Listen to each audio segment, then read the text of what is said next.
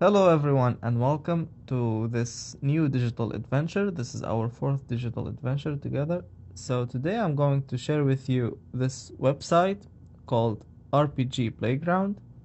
It's a game development platform which, as it says over here, requires you to know no coding or to download any software. So you can just log into this website and start creating games right away, thanks to its intuitive and user-friendly system. So as soon as you go into this website, you can log in and create your profile. Over here I have a draft of a game that I created and I will show it to you later. But let's start by learning about the process of creating games. So you create a new project. This is what you see. Um, you have the option to add characters. They are called humanoids. You've got different categories actually. So humanoids, elves, monsters and animals, and objects. Um, all you have to do is click on one of them and then drag it on the map like that. Easy. Or objects like this medicine here, or this diamond or stone.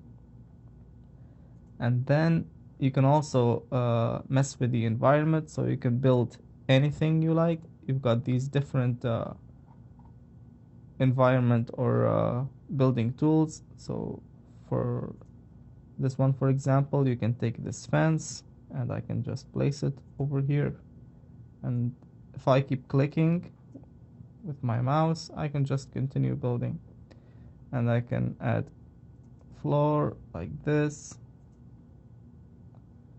or flowers. You've got many options, many different kinds of environments. I will try to show you some of them over here. So snow, caves, desert. Some of them are fictional, others are realistic. You've got buildings, so you can build a house over here and add a lantern. You can do all kinds of things. There's plenty of room for creativity here.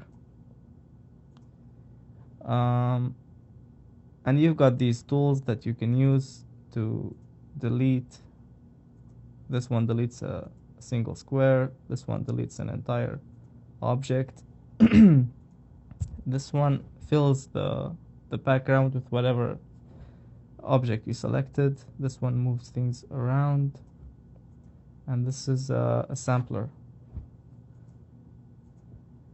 So besides characters and environments, you can also build levels. So you can create levels by clicking on add new level. This guy, for example, if I click on him, I can select the way he's looking, up, down, left or right. I can change their appearance if I want. And the most important feature is controlling their behavior. So I will click on this button that says when touched. Now this is where all the coding happens, but it's not your typical coding. As you can see, for example, here it says hello, this guy says hi. You can click over here on insert action and then click again on the character or the object that you wish to add behavior to, and then you have a list of suggestions here. So for example, says walks the words, changes appearance to, gives choices for. Let's use this option, gives choices for. It tells me what to ask. So let's, for example, say, do you like video games? And then next, possible response, yes. Add another response, no. and finish. So now I have added 2 lines. One of them says in case yes and in case no. I can just leave them blank, or I can also click below them, right below them, and then again insert action, name of the character, and says. So what to say? Awesome. And in case no. So instead of clicking insert action every time, you can also click on remove action. You also have the option to simply type it. So if I just type npc 0281, let's say that it says boo if you say you don't like video games, and okay. So let's try and see if it works. We have the level selected here. I will click on restart game, and I will go to that character that I just added behavior to. Hello, hi, do you like video games? Yes, no, yes. Awesome. So that's how you control characters and how you build environment in RPG Playground.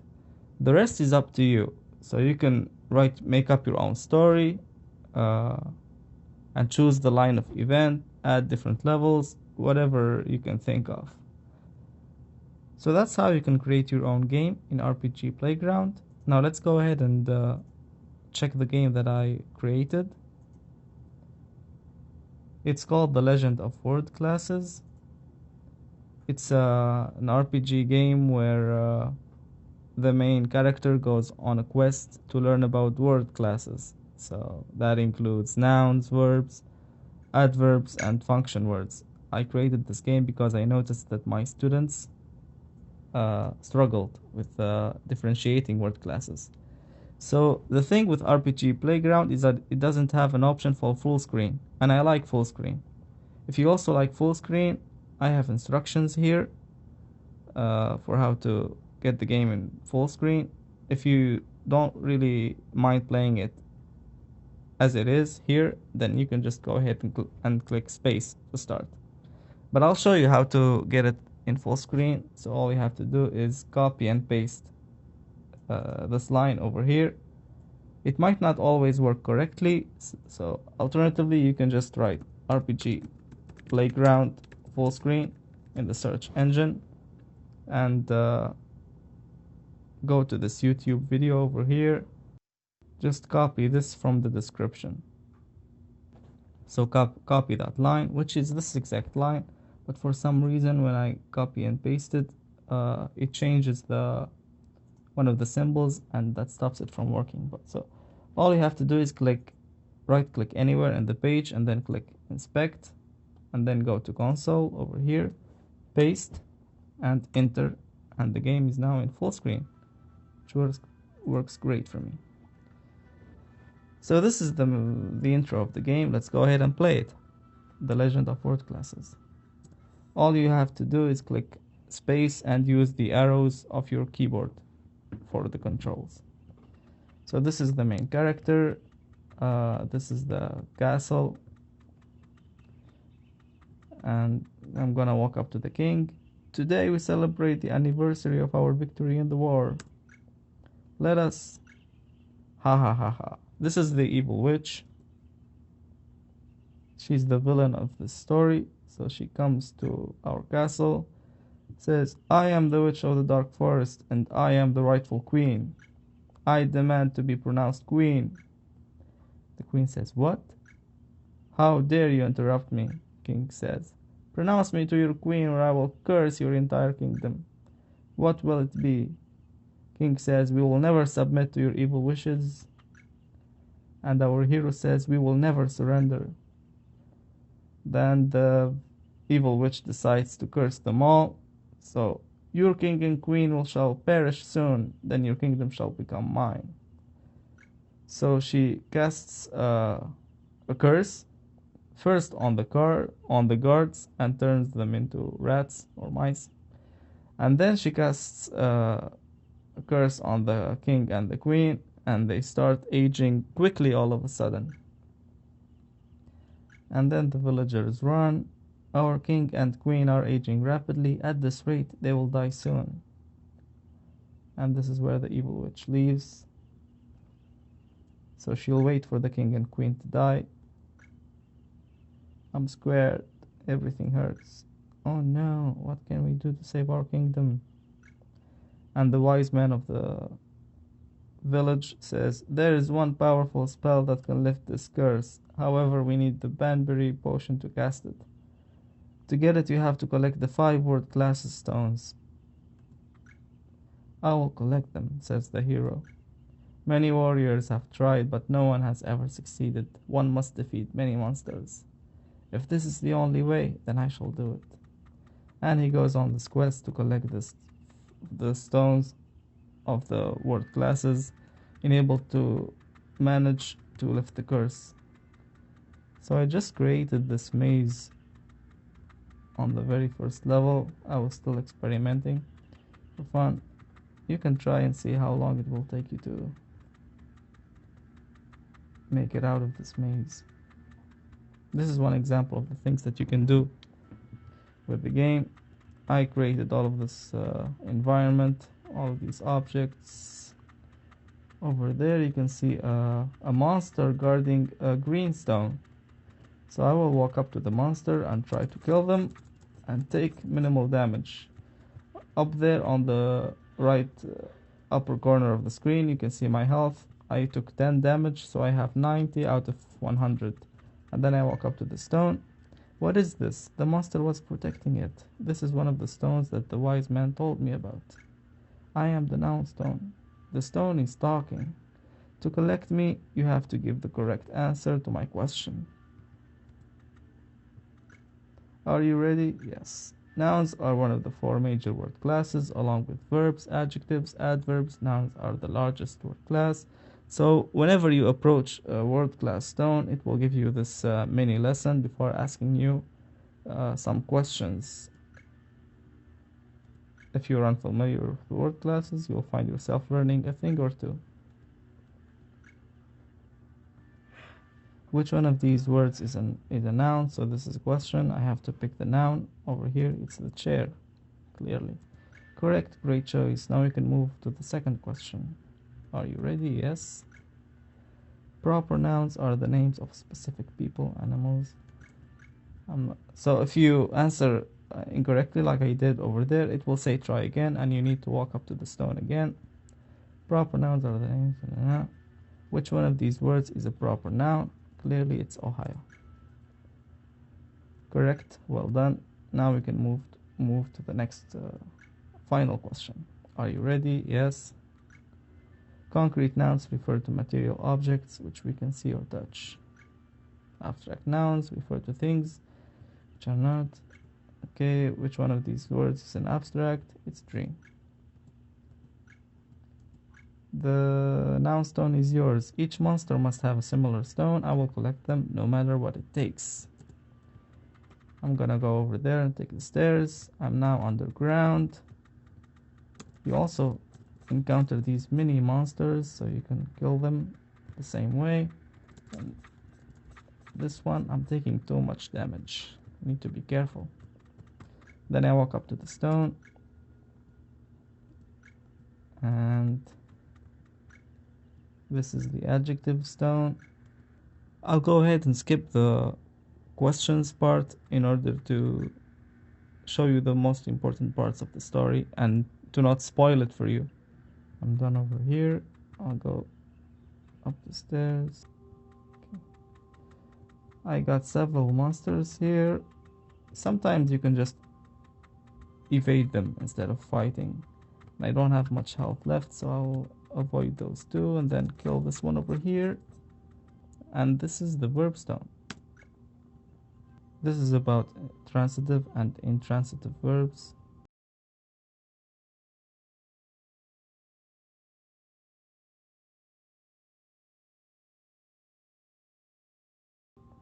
I collect the stone and I move on to the next level. This time we're outside. There's an old lady. Hello. Hi. She's not a main character. So I can go to the cave, and again I'll try avoiding monsters, and I'll kill the small one because it's in my way. And I also have to kill this one. And go to the stone. The adverb stone. Types of adverbs. A few examples.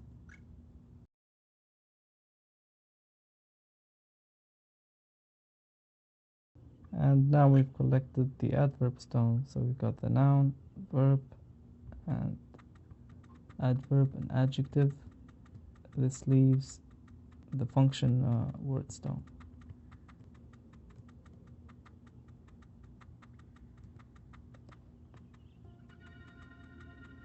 Now it looks like we're in the desert or the Grand Canyon. I can see an entrance over there, so I'll just go over there, and it turns out it's a volcano.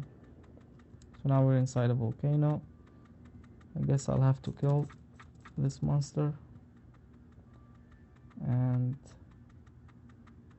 yeah, oh no, sorry, puppies, evil puppies. So this is the last stone, the function word stone. As usual, questions, multiple choice answers. I answered correctly, so I can collect the stone. You should head to River Hill Garden. You'll find the antidote there. So let's go to River Hill Garden.